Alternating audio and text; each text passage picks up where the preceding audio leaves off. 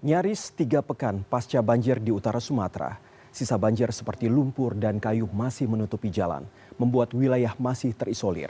Masyarakat korban banjir pun berharap pemerintah melakukan gerak cepat penanganan banjir, terlebih curah hujan masih mengguyur dan mengancam mereka. Presiden Prabowo pun meminta maaf atas kekurangan penanganan bencana banjir Sumatera karena memang kondisi di lapangan sangat berat. Kita simak laporan khas redaksi.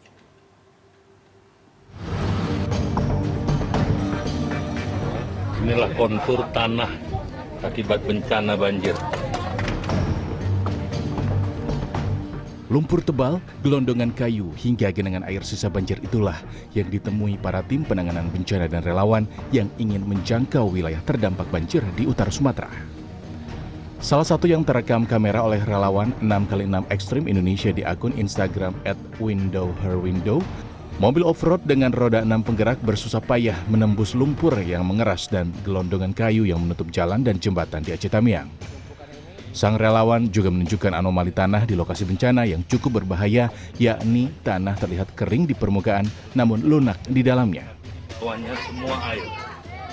Ini yang membuat kendaraan sulit melintasi. Dampak dari lumpur dan kayu yang menutup akses jalan membuat warga korban terdampak sebagian harus berjalan kaki keluar wilayah terisolir untuk mencari bantuan. Tidak hanya itu, warga yang rumahnya hancur hanya bisa pasrah dan bertahan di tenda-tenda yang mereka buat. Di sini saya mohon kepada Bapak Presiden yang terhormat, beberapa bulan lagi kita akan memasuki bulan suci Ramadan. Kami di sini sangat mengharap bantuan rumah, bukan yang mesti mewah, Pak, tapi yang layak untuk mereka tempati dan sarana air bersih. Meski nyaris 3 pekan berlalu, potret masih luluh lantaknya wilayah terdampak banjir memang masih terlihat. Di Sumatera Utara, tim liputan CNN Indonesia Adi Dwinanda dan Evan Askam merekam bagaimana perjalanan sulit menembus sejumlah desa di Kecamatan Tuka yang masih terisolasi. Puing, lumpur dan genangan air masih terlihat di jalan yang kami lintasi. Seperti inilah ini di desa yang ada di Kecamatan Tuka. Jadi ini airnya cukup tinggi dan juga arusnya masih cukup deras karena kami melihat sungainya juga mampet karena banyaknya gelondongan yang menyebabkan air ini tidak bisa mengalir ke arah sungai. Jadi kenapa air di sini masih cukup tinggi dan arusnya juga cukup deras sekali. Jadi seperti inilah kondisinya desa yang ada di Kecamatan Tuka. Setelah kami berhasil menembus genangan air yang cukup tinggi dan berarus deras, kami pun akhirnya sampai di desa Hutana Bolon yang hingga saat ini masih terisolasi. Suasana persis sama dengan wilayah terisolasi lainnya, yakni rumah warga hancur dan mereka bertahan hidup dari bantuan yang datang. Kondisi rumah kami, Pak, tidak ada lagi. Kami butuh rumah, tempat tinggal.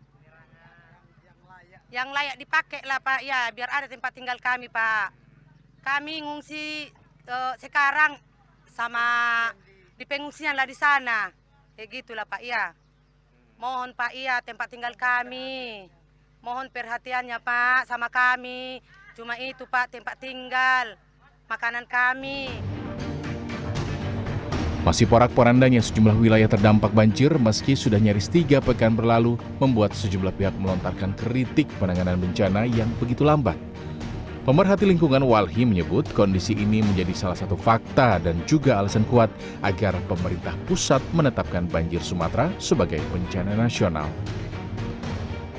Kita melihat bahwa semakin udah hampir 2 minggu kejadian bencana ekologis banjir dan longsor yang terjadi di 3 provinsi itu, ternyata negara belum hadir dan dia belum memastikan tanggung jawabnya terhadap apa yang dirasakan oleh teman-teman, saudara dan sahabat kita di 3 provinsi itu. Malah kemudian narasi-narasi yang muncul adalah narasi-narasi yang tidak meneduhkan, begitu kira-kira. Sementara itu, Presiden Prabowo yang berulang kali mengunjungi lokasi banjir di utara Sumatera pada kunjungannya ke salah satu posko pengungsian di Kabupaten Aceh Tamiang meminta maaf jika penanganan bencana masih kurang. Saya minta maaf kalau masih ada yang belum. Kita sedang bekerja keras.